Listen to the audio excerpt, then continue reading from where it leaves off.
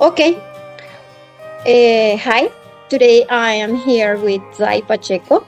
She is my husband's niece, and she has lived in the United States since she was 3 years old.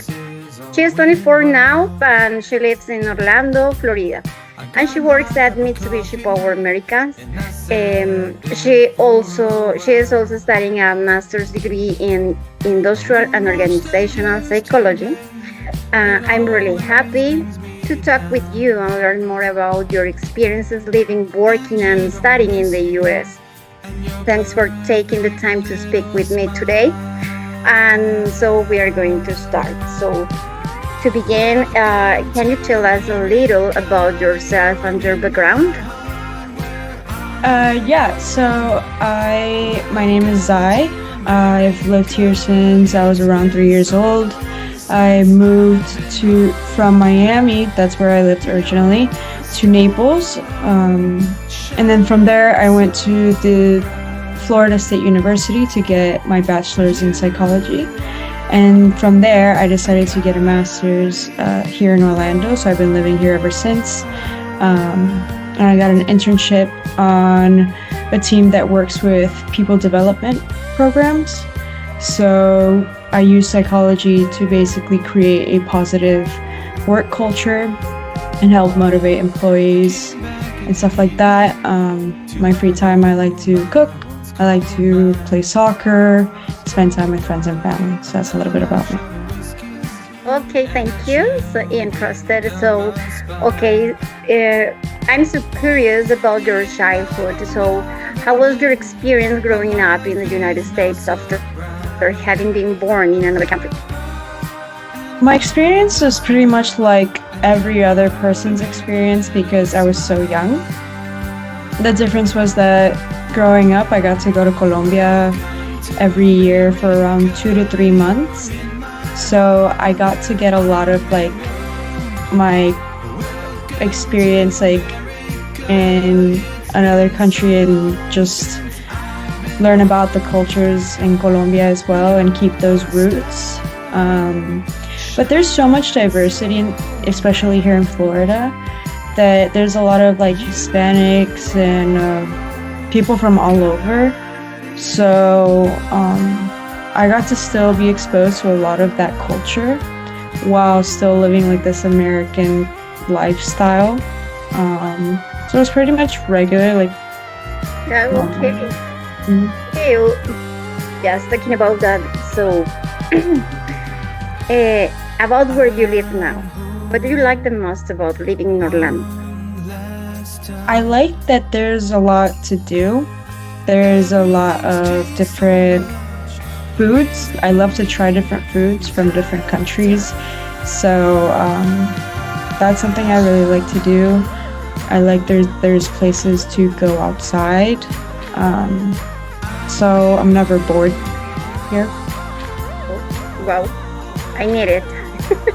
Okay, now let's talk about your job. Could you describe your job at Mitsubishi Power Americas? What are your main responsibilities?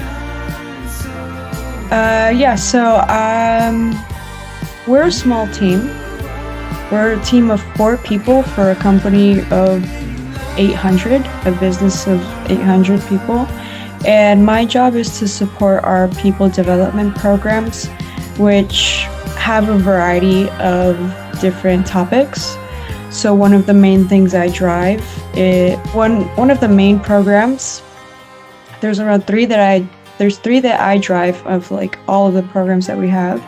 And one of them teaches people how to be self-aware about their patterns of behavior at work.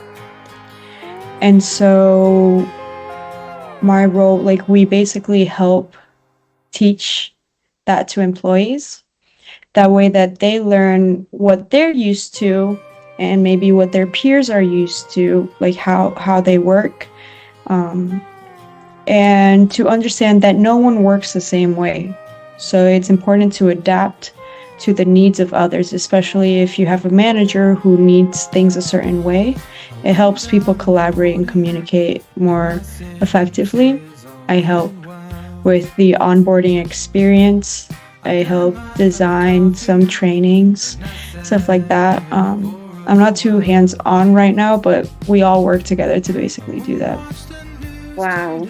So you are so important Mm, because oh, because work with people's feelings, emotions, it's the main thing in everywhere. mhm. Yeah, some people get really personal and vulnerable in trainings. So understanding how to listen, how to give feedback, and how to make sure that like what we're teaching is like beneficial to them and like also doesn't cause stress. Like it's all like you do work with like a lot of people's emotions, and a lot of the times our approach is so important and we try to be very like empathetic, Mm. so there's always like a positive atmosphere. So there's very little times when people actually get uh, any type of negative emotions during the trainings, which is why like we have our background to do that, Wow. Wow. which Okay. is fun. Yes. But now about your studies. So why did you choose to study industrial and organizational psychology for your master's degree? Why did I choose to do that? Why? Why did you choose that? Um, I always was interested in like sciences, and I wanted to go to something in medicine. Uh, and to do that, I had to major in psychology or biology or chemistry and do a bunch of classes of each. And the ones that I liked the most were psychology.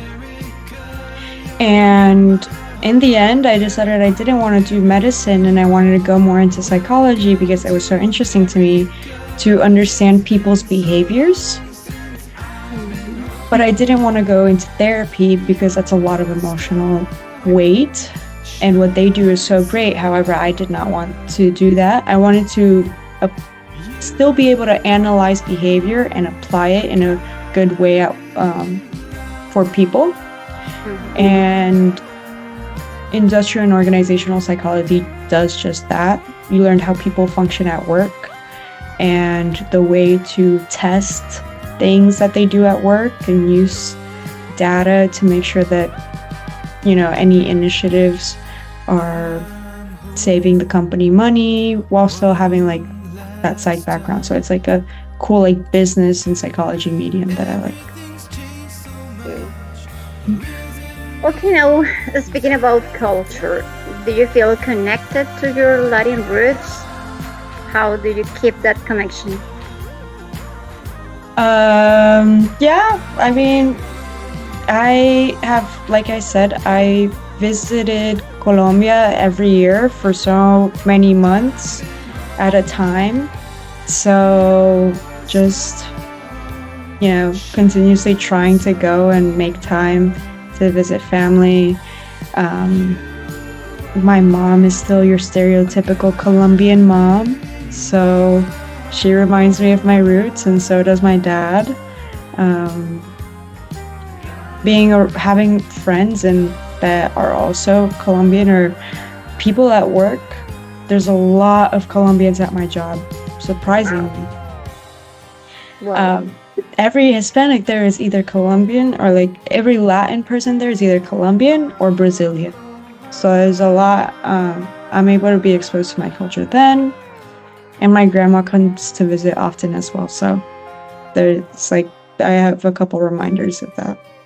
Okay. And we are waiting for you this year. Okay. Mm. Okay, I imagine your schedule must be busy.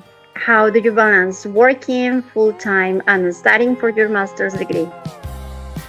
Um, a lot of it is communicating with the people that I work with. I'm really lucky that my professors, my program director, my boss, my coworkers, my classmates, like if I just tell them about what's going on and keep them, you know, updated with everything, they'll support me the in whatever they can. For example, I had a showcase to kick off. I had a presentation at work to senior leadership, and I messaged my professor, who was the program director, and I told him I have this really good opportunity at work. My team is counting on me. I just want to let you know in the case that I have to miss class. And he said, go for it. And in the same way, if I have to skip a day of work, or if I have some more stuff to do for homework or projects, and I tell my boss, could I leave a little earlier to work on this or anything, like they'll be like, yeah, go for it. As long as I'm able to communicate with them, they support me. So that's probably the biggest way that I'm able to balance everything. Good. So, looking ahead, what are your professional goals for the future? For the future, I hope to facilitate, which basically means like lead more trainings. Right now, I do a little bit of facilitation, so I do a little bit of parts of the presentations. I talk to employees whenever I can. I do during trainings and stuff like that. However, I'd like to lead trainings the full time. Some of our trainings last 3 full days of work. So to be able to facilitate and present a bunch of content like that is something that I would like to do. Learning and development is more and what I'm passionate about. So creating, like designing trainings for people at work is something that I hope to do. Okay, good. Okay, and finally, for people who want to follow a similar path, what advice would you give to students who want to study abroad or work internationally? I think understanding the difference between academia and a practical sense. What I mean by that is that we learn a lot of the right ways that things should be done based off of science at school. For example, I learn a lot about statistics and training evaluation methods, so research.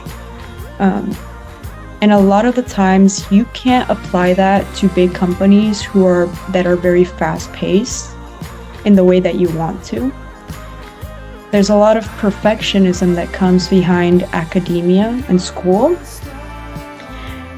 But when you're in a big company with a lot of employees, you have to focus on how can I do this in a way that's beneficial and doesn't take up too much time and too much resources.